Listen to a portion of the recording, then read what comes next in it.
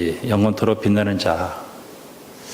그래서 이 별은 소망을 얘기하고 있습니다. 소망.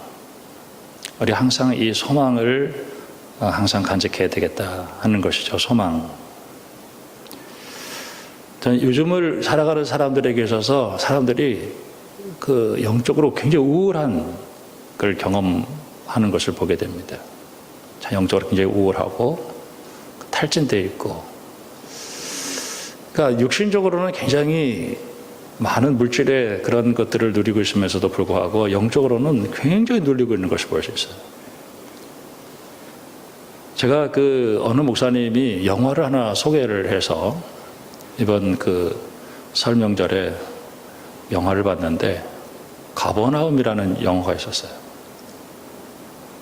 잘 이렇게 개봉하지 않는 그런 영화인데 또 어떻게 용기 찾아가면 또 이렇게 해는 데가 있었어요. 가버나움.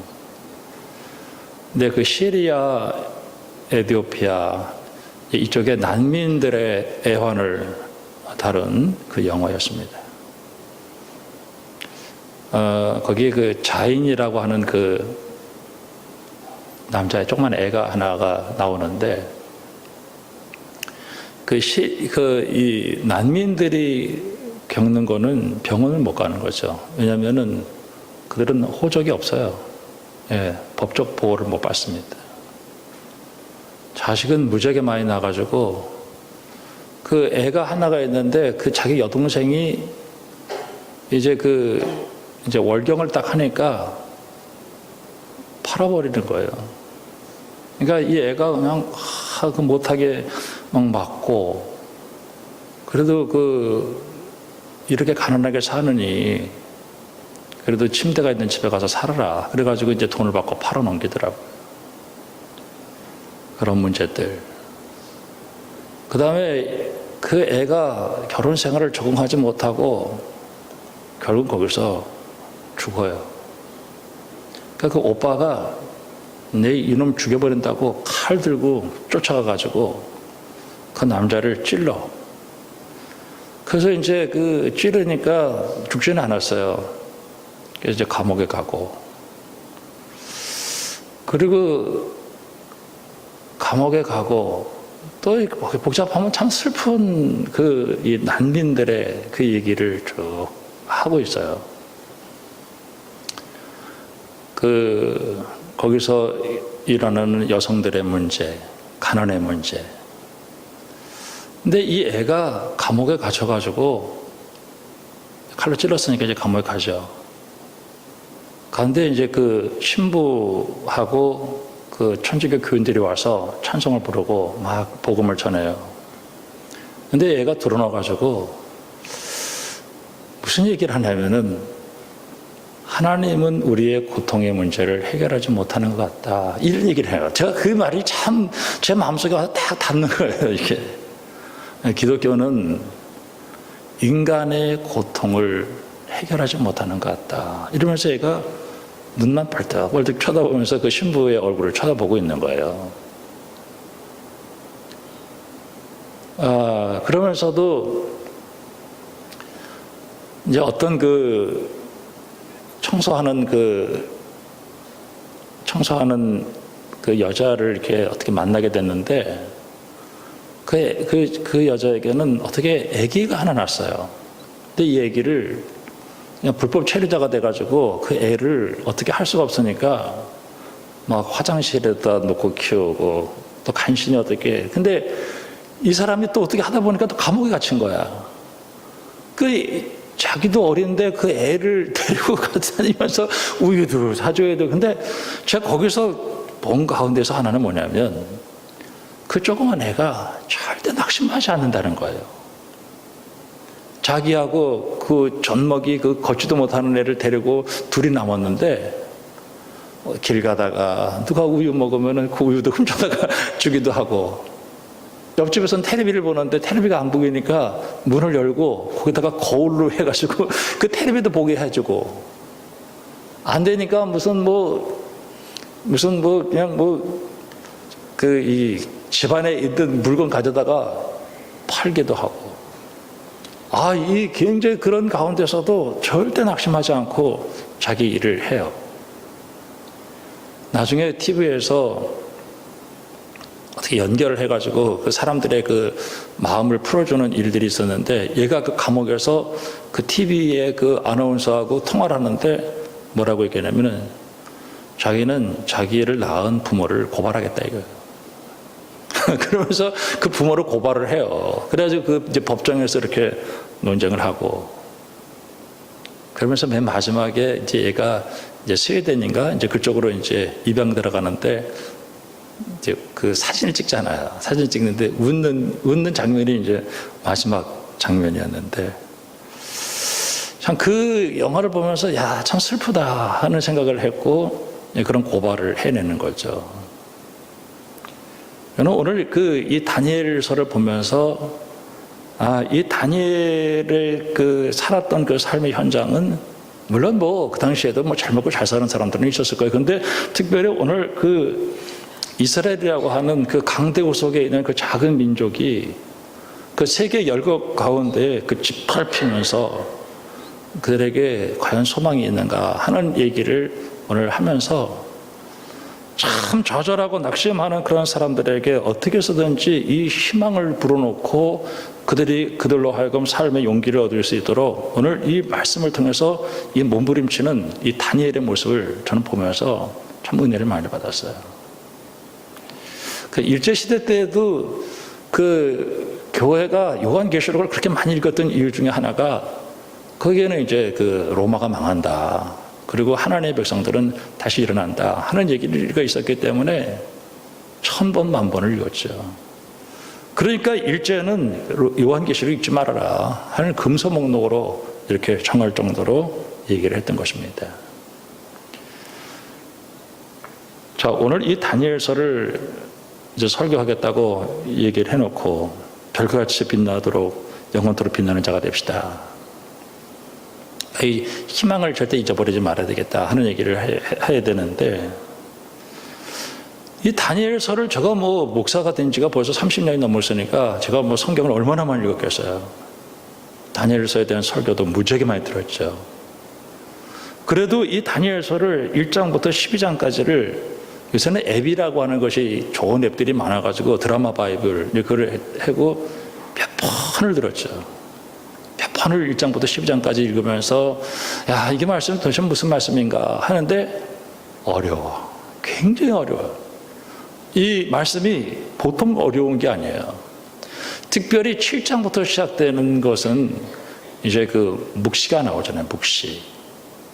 묵시는 짐승들에 대한 얘기, 혹은 어떤 전쟁에 대한 얘기, 이런 얘기들이 쭉 나오니까 이게 무슨 말인지를 못 알아듣는 거예요. 그러다 보니까 이단들이 나와요.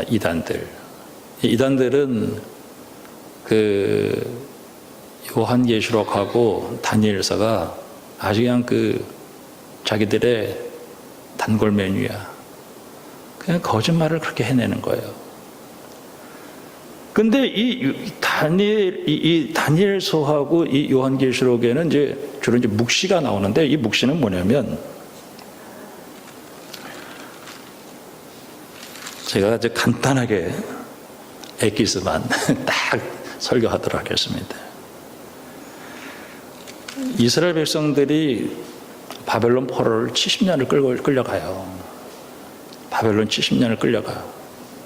하나님이 그들에게 베풀어 주시는 그 은혜를 깨닫지 못하고 우상 숭배하고 하나님 저버리고, 그러니까 주의 종들이 계속해서 얘기하는 거죠. 돌아와라, 돌아와라. 근데도 안 돌아와요. 그러니까 넌 망한다, 넌 망한다. 그게 바벨론의 그 포로로 끌려가는데 70년을 끌려가요.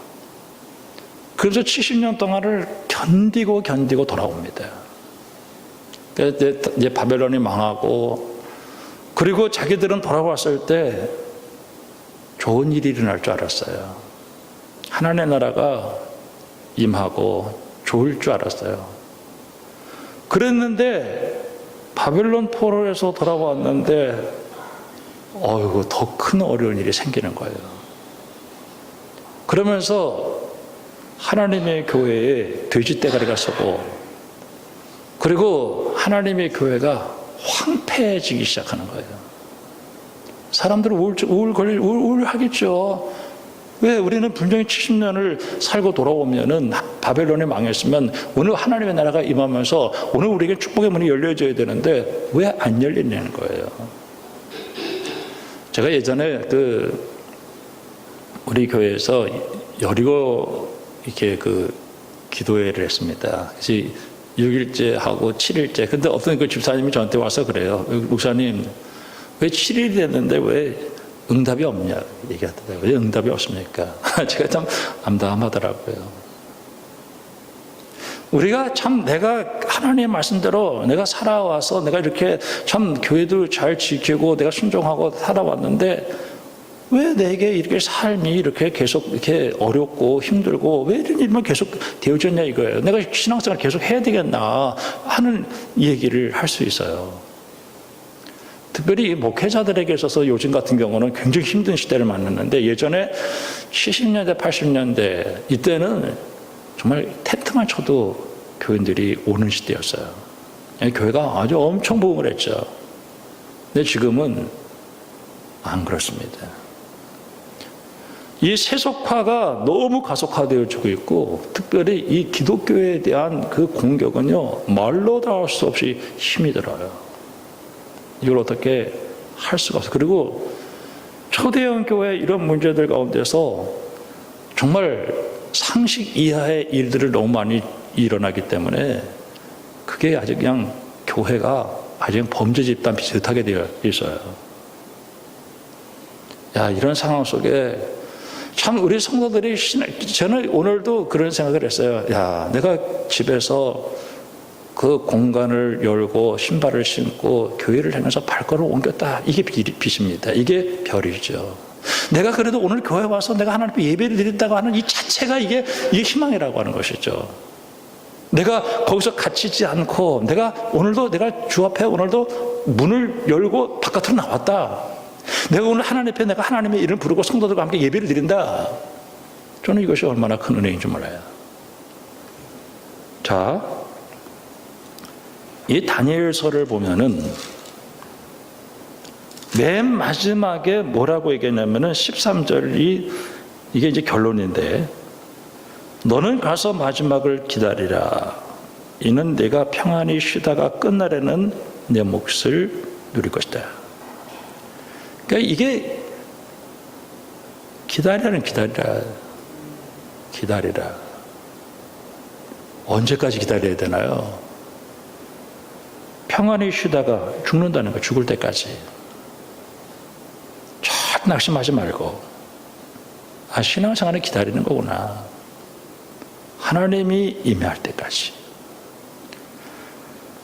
그러면 네가 복을 누릴 것이다. 여러분, 인내하기를 주님의 이름으로 축원합니다. 저도 성질이 굉장히 저도 아주 급하죠. 저희 어머니가 저한테 별명을 줘줬는데 일본 놈이라고 별명을 왜 일본 놈을 일본 사람들이 성질이 급한지 모르겠습니다만 저한테 얼마나 성질이 급한지 배고픈데 밥 안 가져오면 그냥 완전 뒤집어지네요. 그러니까 막 달려가지고 막 넘어가. 그랬더니 나선철 목사님이 그러더라고요. 나는야 가랑잎에 불이다. 막 얼마나 급한지 그 목사님도 막 가랑잎에 불이라는 거야 막. 제가 2층 짓는데 그 건축하는 사람이 목사님 왜 이렇게 성질이 급하세요? 정말 성질이 엄청 급한데 기다린다라는 게 너무 힘든 거예요. 신앙생활은 기다리는 거예요. 피 캄캄하고 그냥 캄캄해도 우리 주님 오시면 해결해 주신다. 끝까지 기다리는.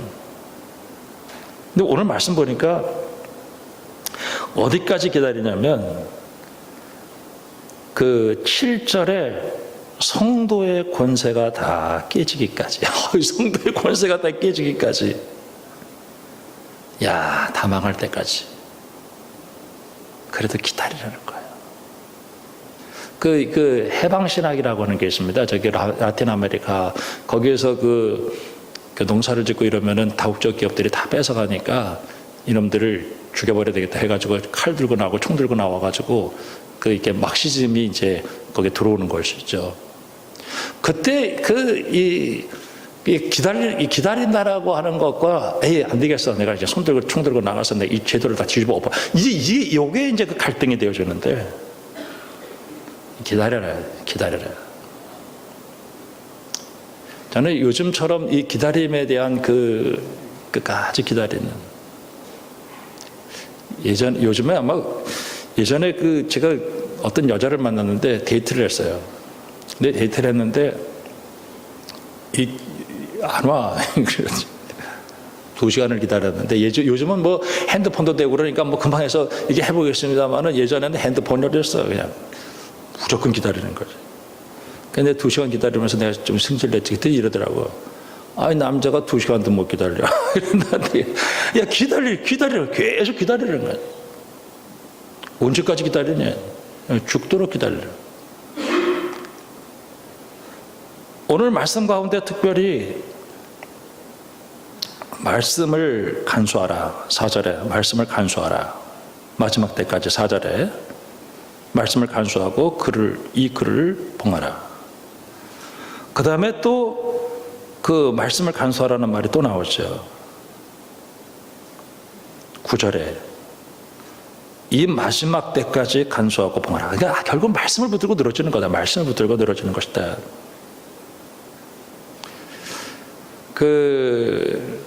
우리가 다니엘서를 이렇게 보면은 여러분들이 한 몇 가지가 생각이 날 거예요. 다니엘서를 이렇게 보면은 하도 많이 듣는 게 뭐냐면은 풀불 속에 들어가는 거.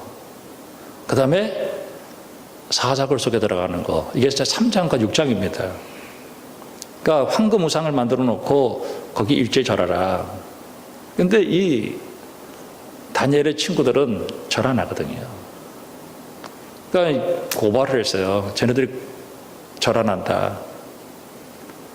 그러니까 왕이 느부갓네살이 걔네들이 너무 충성스러운데 사실 이들은 바벨론 포로로 끌려갔지만은 불필요한 마찰을 이루지 않았어요. 그 제국에 잘 되는 것을 위해서 기도했고 자기들은 70년이 되면 돌아갈 거라는 생각을 했고 자기들이 여기까지 온 것 하나님께서 오게 했고 하나님이 돌아가게 할 거라 이렇게 믿었기 때문에 그냥 잘 견디고 있었어요. 근데 우상에게 절하라는 것에 대해서는 아니다는 거죠. 거기서 오늘 우리에게 주시는 아주 중요한 메시지는 뭐냐면 내가 인생 살아가는 게 하나님 말씀 순종하는 게 내 인생의 존재 목적이다 이거예요. 내가 결과가 어떻게 되건 그것은 난 상관없다 이거예요. 나는 오늘 하나님 말씀대로 난 살다가 그 결과가 어떻게 되건 나는 내 존재 방식은 바로 그거다. 그걸 보여주고 있는 거죠. 하나님이 그 푸른불 속에 들어가서 나를 지켜줄 거다. 다니엘이 그 친구들과 함께 저기에 갇혀서 사자굴 속에 들어갈 때는 이제 그 주변 사람들이 시기 질투하잖아요.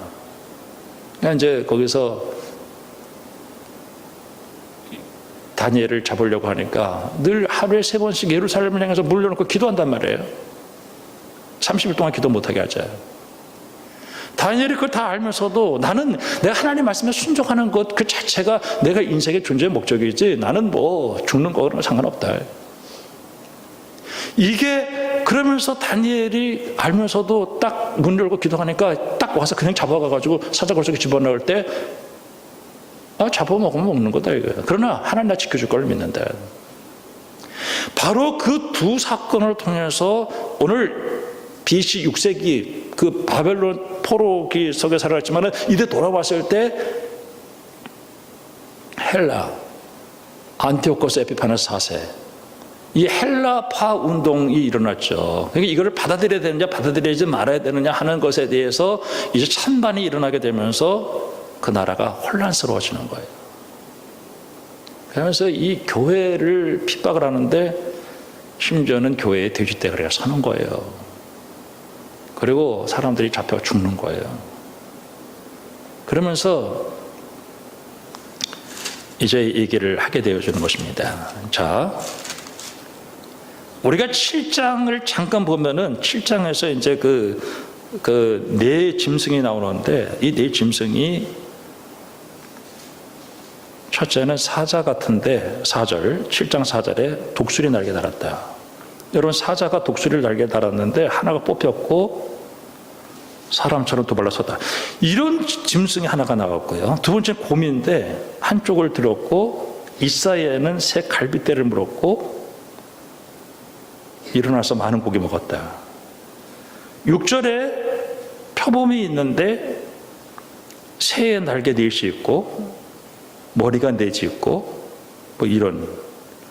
근데 7절에 보면은 넷째 짐승인데 무섭고 놀라우며 또 매우 강하고 또 새로 된 큰 이가 있고 먹고 부서뜨리고, 이 얘기는 무슨 얘기냐면은 아주 흉측한, 정말 인간의 그 필설로 형용할 수 없는 아주 그 이상한 짐승을 그려놓으면서 혼돈의 시대를 얘기하는데, 특별히 넷째 짐승. 이게 이제 그 알렉산더가 죽고 그 아들 넷에게서 나라가 넷으로 갈라지면서 특별히 그 안티오코스 에피파네스 그 사람에 의해서 하나님의 교회가 핍박당하는 상황을 이렇게 그려놓고 있는 거죠. 넷째 짐승. 이제 그러면서 얼마나 힘이 드는지, 분명히 70년 차고 돌아오면은, 그러면서 이제 그 9절부터 14절에 이제 그 하나님이 통치가 나오고 그 환상에 대한 해석이 나오고, 그 다음에 7장 끝에 가서 보면은 25절에 그가 지극히 높으신 이로 말미암아 대적하며 지극히 높으신 이의 성도들을 괴롭게 하며, 하지만은 그래도 법도 고쳐서 성도들이 한때 두때 반때를 지낸다. 그러나 심판이 되면 그가 완전히 멸망될 것이다. 하나님의 백성들은 승리할 것이다. 이제 이 얘기를 하게 되는데, 이제 마지막에 이제 이렇게 일어날 것이다 하는 얘기를 하고 있는 것입니다. 참 그 8장도 이제 그 내용을 그대로 얘기하고 있어요. 그리고 다니엘 9장에서는 엄청난 회개를 하면서 하나님의 긍휼을 계속해서 구하는데, 오늘 그 얘기를 하고 있는 것입니다. 자, 특별히 우리가 어디를 봐야 되냐면은 9장에 보면 9장 2절에 예루살렘의 황폐 끝에 그 70년 만에 그치리라 이렇게 분명히 얘기했죠. 그러니까 바벨론 포로로 끌려갔다가 우리가 70년 만에 돌아오면은 이제는 우리가 이제 살 길이 열려진다 생각했는데 70년 돌아왔는데도 불구하고, 바벨론이 망했음에도 불구하고 오늘 이들은 안티오코스 에피파네스 4세가 나타남으로 말미암아서 교회가 더 어려워지고 특별히 황폐하는 세상에 되어지니까 오늘 이들이 막 얼마나 괴로운지 몰라요. 그래서 막 영적으로 우울해지기 시작하는 거예요. 그러면서 9장 24절에 그 가브리엘이 이제 깨닫게 해주는데, 24절에 내 백성과 내 거룩한 성을 위하여 일은 이래, 70일에, 그러니까 70 곱하기 7을 얘기하는 건데, 저는 이 말씀 보면서요, 70 곱하기 7 하면서, 이거는 레위기에 대한 얘기인데, 요 7이라고 하는 수를 영적인 해석을 하는 거예요. 그러면서 이 7은 단순히 연대기적인 그게 아니라 하나님의 때, 하나님의 역사가 일어날 때까지, 그것은 언제인지는 알지 못하지만 우리 하나님 살아계시기 때문에 분명히 하나님의 백성들을 하나님께서 건져주실 거고, 하나님의 백성들을 핍박하는 저 어둠의 권세는 우리 주님이 다 멸망시켜버릴 것이다 라고 하는 그 얘기인데, 그 얘기를 가운데서 한 일에, 그러니까 한 일에, 그 다음에 62일에, 그 다음에 마지막 하나, 이렇게 하면서 71일을 이렇게 설명을 하는데, 마지막에 3년 반 이 얘기를 하면서 이제는 끝이다. 이제는 마지막 때가 됐다. 그러니까 조금만 기다리자. 그때 한 때, 두 때, 반 때라고 하는 거는 이제 장차 나타날 영광, 우리 주님이 오셔서 이렇게 심판하고 그럴 날이 다가왔으니까 이제 조금만 참자 할 때는 이렇게 얘기를 하게 되는 거예요. 그러면서 이 바벨론 포로로 끌려갔다가 70년 만에 돌아와야 되나 돌아와서 됐는데 그게 안 이루어지니까 그럼 하나님의 약속, 하나님이 예언한 그 약속은 그러면 거짓말이냐? 그렇게 생각하고 있는 그 사람들에게 오늘 이 다니엘이라고 하는 사람은 그 70년을 영적으로 해석하면서 안 그렇다는 거예요. 우리 주님의 약속은 절대로 파괴되지 않는다는 거예요. 신실하시다. 그러면서 비록 오늘 우리들 주변에 이런 일들이 일어나서 정말 상상할 수 없는 어려운 일들이 생겨진다 할지라도 절대로 낙심하지 말라고 하는 것입니다. 자, 오늘 시간강에서 제가 쭉 뒤로 넘어갑니다. 12절에. 그러면서 이제 12장 1절에 보니까 이제 심판이 드디어 일어났는데 큰 군주 미가엘 천사장이죠. 환란이 있는데 정말 개국 이래로 그때까지 없던 환란. 그러니까 우리 성도들도 이 환란을 통과해 가는 거예요. 그때의 내 백성 중에 책에 기록된 모든 자는 구원하는다. 여러분, 내가 예수님의 십자가의 구속의 은혜로 그리고 예수님이 생명책에 내 이름이 기록되었고 아무리 힘들고 어려운 핍박과 환란 속에 있다 할지라도 심지어는 다 죽고 하나님의 교회가 다 황폐해지는 그런 그 속에 있다 할지라도 하나님은 나를 구원하신다는 사실을 꼭 믿고요. 여러분 절대로 흔들리는 믿음의 사람이 되지 않기를 주님의 이름으로 축원합니다. 저는 이게 저는 이 다니엘이 끝까지 소망을 붙들고 그 사람들에게 희망을 불어넣는 걸 보면은 모두가 다 절망할 수밖에 없는, 모두가 포기하고 싶을 수밖에 없는 그런 상황 속에서도 이 얘기를 하고 있는 거예요. 그러면서 피끌 가운데 자는 자 중에 많은 사람이 깨어나. 그러니까 자는다라고 얘기하는 거는 핍박을 받아가지고 순교해서 죽은 거예요. 근데 이런 사람들이 일어나서 영생을 받게 된다는 거예요. 그러나 어떤 사람은 수치를 당하여 영원히 부끄러움을 당할 자도 있다라고 하는 얘기를 하면서 이 시대는 지혜의 문제구나. 지혜의 문제구나. 그러면서 이 지혜 있는 자, 내가 이 믿음 지켜야지. 끝까지 내가 환경과 상황과 여건과 교회 형편이나 이런 걸 보도 무슨 소리가 들려도 나는 궁창의 빛과 같이 이 빛, 이 별처럼 나는 그 별을 보면서 소망을 끝까지 가져야 되겠다 하는 얘기를 하고 있는 거예요. 그러면서 4절 끝에 많은 사람이 빨리 왕래하며 지식을, 이 세상에는 하나님에 대한 지식, 말씀에 대한 것보다도 이 세상에 하나님 외에 많은 그 얘기들이, 그 지식들이 얼마나 풍성한지 몰라요. 제가 요새 그 현상 가운데 하나가 전철을 타면은 사람들을 보면은 스마트폰을 보는데 그 스마트폰에 무슨 지식이 그렇게 많겠죠. 굉장한 얘기들이 많아요. 세상에 이 지식이 폭발해 와요. 그러나 오늘 우리의 신앙은 사실 간단한 겁니다. 내가 예수를 믿고 그 소망 가운데 내가 끝까지 달려가겠다라고 하는 것이죠. 그때 이제 다니엘에게 이제 환상이 보여지는데 두 사람이 보이는 거예요. 5절에 두 사람이 보이는데 하나는 강 이쪽에, 하나는 강 저쪽에. 그런데 하나의 생화봇을 입은 자, 이건 예수님이죠. 그러면서 이 다니엘이 묻는 거예요. 이 놀라운 일의 끝은 언제까지냐? 이 끝, 그 날짜가 언제냐를 하는 걸 묻는 거고, 그 다음에 또 하나를 묻는 거죠. 8절에. 이 일의 그 상황은 어떻게 될 것이냐? 이게 두 가지를 묻는 거예요. 그때 오늘 여기서 이야기를 하는데 뭐라고 얘기하냐면은 그 하늘을 향해서 하늘에 계신 그 하늘을 향해서 영원하신 하늘에 계신 하나님에서 이렇게 맹세하듯이 하는데 한 때, 두 때, 반 때를 지나서 7절에 성도의 권세가 다 깨지기까지 그렇게 되면 이 모든 일의 끝이 난다.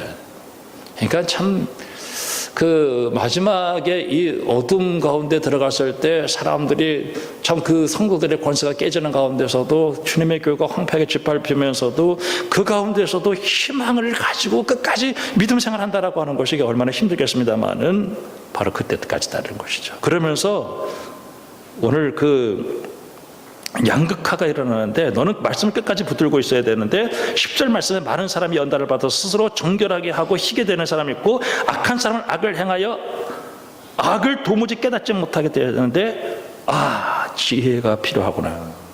그러면서 이제 그 상황을 다시 한번 얘기하는 거예요. 11절에 매일 드리는 제사를 폐하며 예배 못 드리게 한다는 거죠. 멸망하게 할 가증할 것이 하나님의 교회에 세워지는 거예요. 그때 1290일 기다려서 1335일 이게 무슨 얘기일까요? 하루가 지겨울 정도로 힘든 시대가 있다라고 하는 거예요. 그러나 그때까지 그것을 하나님의 약속의 신실한 것을 알고 흔들리지 않고 기다리는 사람은 복이 있다라고 하는 거예요. 그러면 우리가 종말이 가까웠으니까 우리가 이제 예전에 그 다미 선교회가 하듯이 뭐 직장도 그만두고 뭐 또 학교도 그만두고 다 재산 팔아서 우리가 다 교회로 옮기자. 아닌 것입니다. 나는 이 역사의 마지막 우리 주님이 이 세상을 심판하실 때 그날을 내가 믿기 때문에 오늘 나에게 주어지는 그 삶의 현장 속에서 내게 주어지는 일을 열심히 해요. 가버나움이라는 영화를 여러분 한번 지금 다 또 종영이 됐더라고요. 그런 영화들은 금방금방 끝나버리고 말아. 그것도 영화관도 별로 찾아보기 힘든 곳에서 하는데 제가 거기서 느낀 게 뭐냐면 그 어려운 현실 속에서 애가 그냥 그 돈을 벌러 그 나가는데 이게 멘탈이 아주 낙심하지 않아요. 얘는 아주 막 그 자기 그 여동생 그 돈 몇 푼에 팔아가지고 가가지고 죽어가지고 병원도 못 가서 병원 문턱에서 죽고 막 그런 걸 보면서 얘가 이놈 쳐 죽인다고 막 칼을 들고 막 쫓아가는 그런 모습을 보면서 정말 어떻게 저런 상황 속에서도 자기가 살아갈 길을 저렇게 찾아가는 그 애의 모습을 보면서 저는 아주 굉장히 그 도전을 받았어요. 저는 오늘 우리가 이 말씀 보면서 여러분 절대로 영적인 그런 우울증에 빠지지 않기를 주님의 이름으로 축원합니다. 내 상황이 현실이 어떤에도 불구하고 하나님의 약속은 분명히 이루어진다. 그리고 하나님이 살아계시다. 그리고 하나님은 나를 구원하실 것이다. 여러분 이 별은 소망이에요. 그리고 이 희망이 없는 사람에게 오늘 우리가 이 별과처럼 우리가 가르쳐서 참 우리 하나님의 영광 가운데 승리해야 되겠다. 여러분 믿음으로 승리하기를 주님의 이름으로 축원합니다. 기도하겠습니다. 하나님 아버지